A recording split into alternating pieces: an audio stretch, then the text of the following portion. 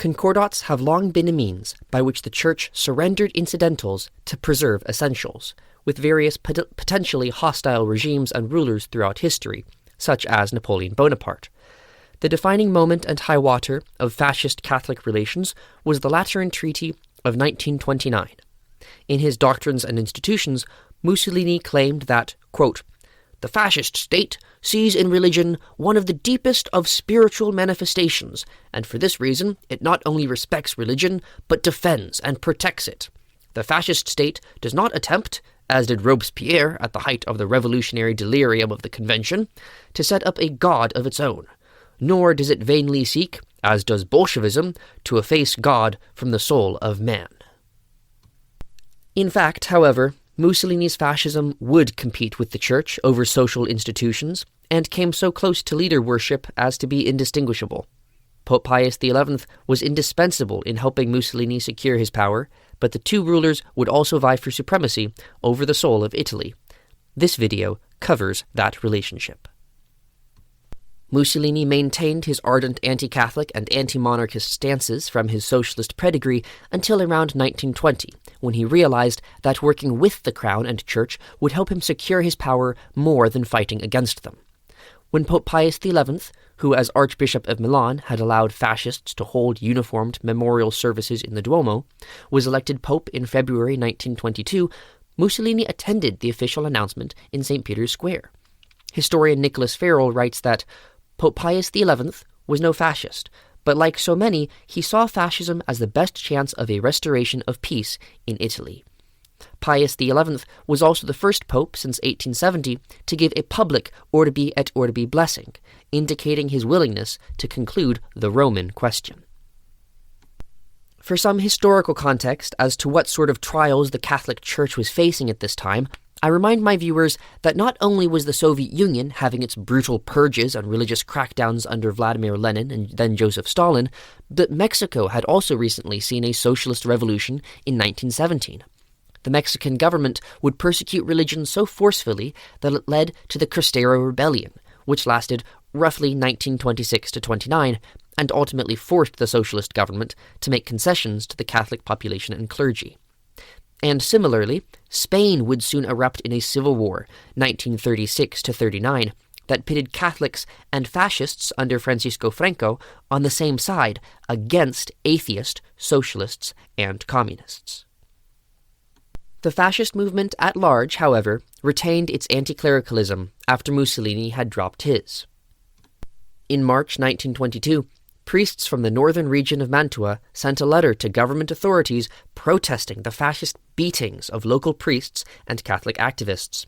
The next month, fascists in Bologna assaulted 2 Popolari Party city councillors.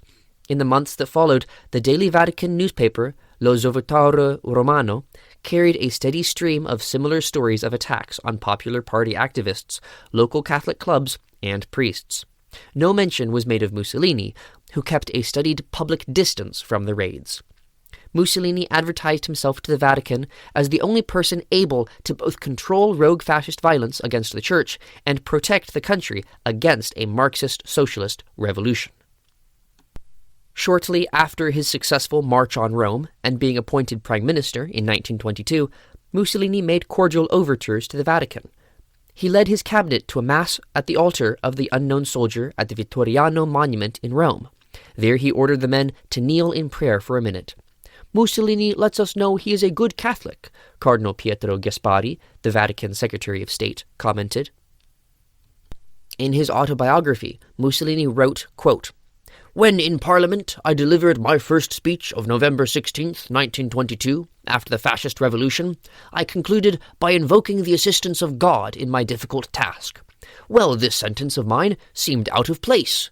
In the Italian Parliament, a field of action for Italian masonry, the name of God has been banned for a long time. Not even the Popular Party, the so-called Catholic Party, had ever thought of speaking of God.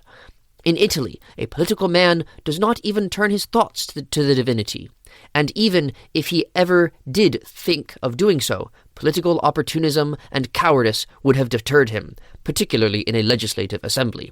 It remained for me to make this bold innovation. A faith openly expressed is a sign of strength. I have seen the religious spirit bloom again. Churches once more are crowned. The ministers of God are themselves invested with new respect. Fascism has done and is doing its duty."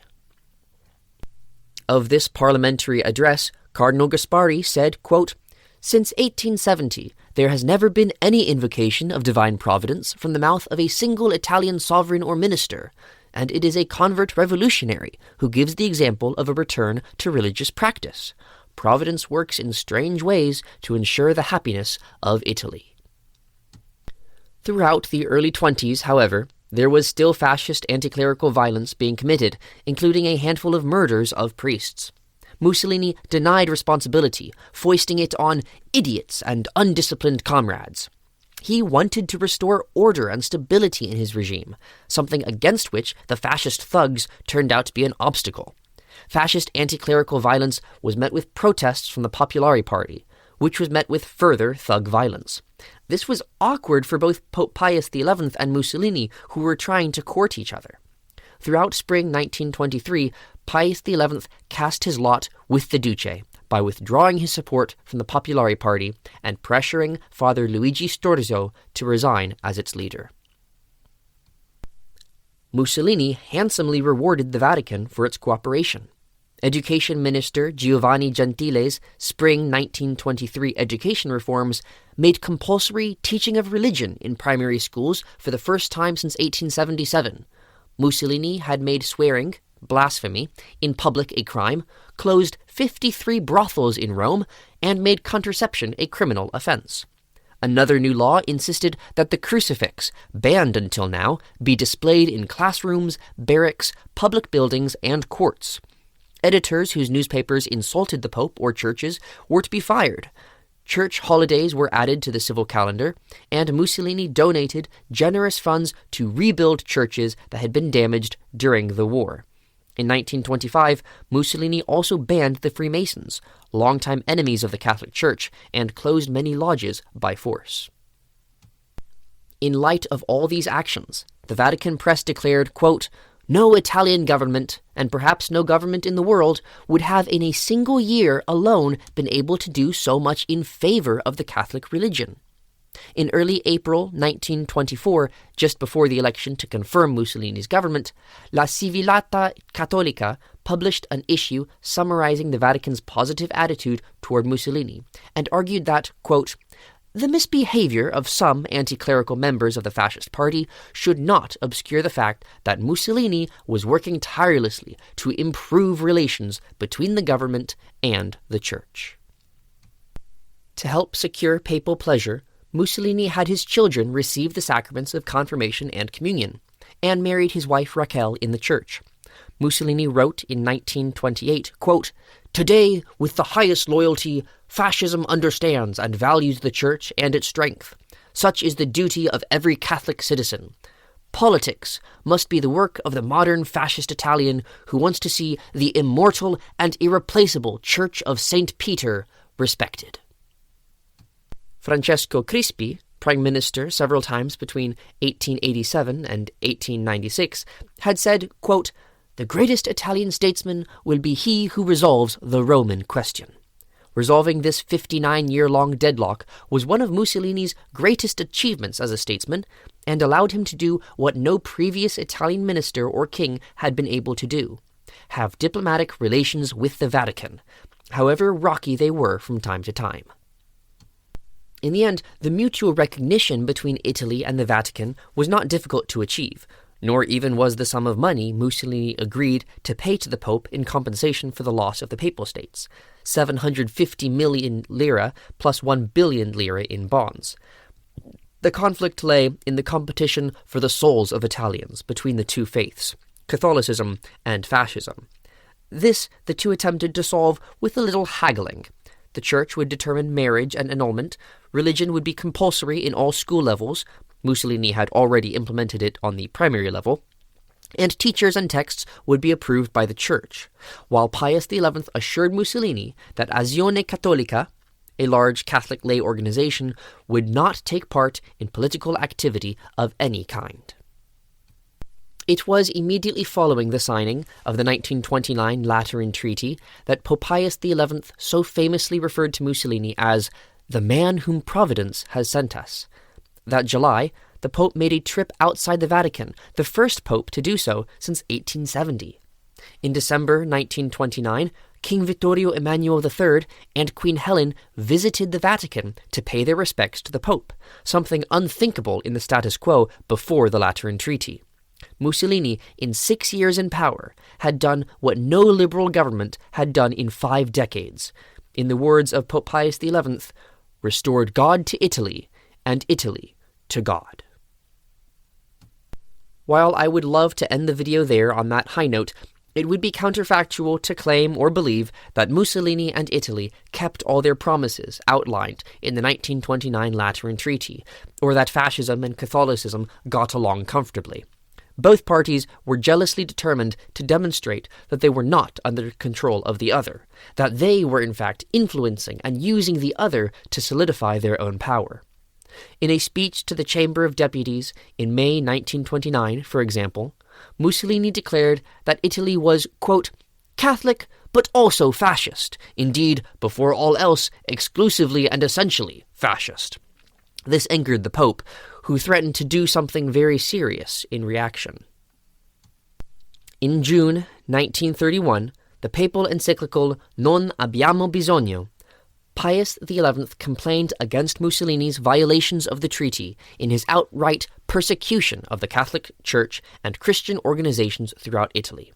Quote, An attempt has been made to strike a mortal blow at that which is dearest to our heart as Father and as Shepherd of souls, and the way in which it has been done offends us still more. Quote, Mussolini's government had disbanded Catholic youth associations, especially Azione Cattolica, on the paranoid claim that they were political challenges to the fascist state, though the fascist press had derided Azione Cattolica, quote, as a swarm of rabbits, only built to carry candles and to recite rosaries in sacred processions. Quote, There have been many acts of brutality and of violence, many insults in the press, how many injurious words and actions against things and persons not excluding the Holy See. The Italian police and fascist party authorities had carried out attacks and measures such as to lead one seriously to doubt whether the former benevolences and favours were indeed actuated by a sincere love and zeal for religion, or whether they were not rather due to pure calculation and to an ultimate end of domination. End quote. Pope Pius XI declared that the claim that Azione Cattolica poses political opposition to the fascist party was, quote, only a pretext. That which was desired and that which was attempted is to tear away from Catholic action, and through this process to tear away from the Church the young. No attention has been paid to our oft-repeated assurances and our protests. Pope Pius XI declared that these actions were no less than an attempt to monopolize completely the young, from their tenderest years up to manhood and womanhood, for the exclusive advantage of a party and a regime based on an ideology which clearly resolves itself into a real pagan worship of the state, the statolatry, which is no less in contrast with the natural rights of the family than it is in contradiction with the supernatural rights of the Church, and to forbid the little children to go to Jesus.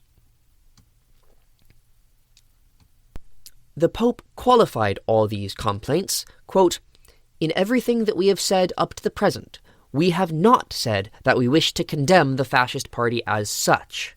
Our aim has been to point out and to condemn all those things in the program and in the activities of the party which have been found to be contrary to Catholic doctrine and Catholic practice, and therefore irreconcilable with the Catholic name and profession. They reached a new compromise in September of 1931, when the Pope agreed to new concessions. Azione Cattolica was reorganized on a diocesan level, that is, controlled by local bishops rather than the Pope, and would confine its activities entirely to the religious sphere.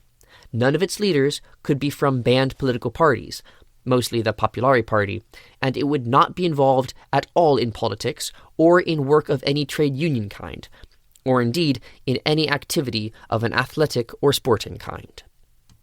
The Catholic-Fascist alliance was tentatively reaffirmed. The totalitarian state was thus restrained to adopt the Church's position on marriage, divorce, abortion, and homosexuality, as well as a host of other issues. In the following years, for example, Pope Pius XI and Mussolini together battled against indecency in immodest women's dress, books, Protestant proselytizing, films, and plays. In an audience in February 1932, Pope Pius XI bestowed on Mussolini the collar of the Golden Militia. King Victor Emmanuel III had been recently awarded the collar of the Supreme Order of Christ. The previous Mangia Prete, or priest-eater, and the royal house which had conquered Italy from the Vatican were now recognized as faithful, if tentative, allies of the Church, which they had so vehemently persecuted. Following this audience in the Vatican, Mussolini wrote, quote, "State and Church operate on two different planes, and therefore, once their reciprocal spheres are delimited, they can collaborate together." As always, thank you again for listening. Feel free to like, comment, subscribe, and share if you so desire. I'll try to release the next video soon-ish. Thank you again. Have an excellent day. Until next time.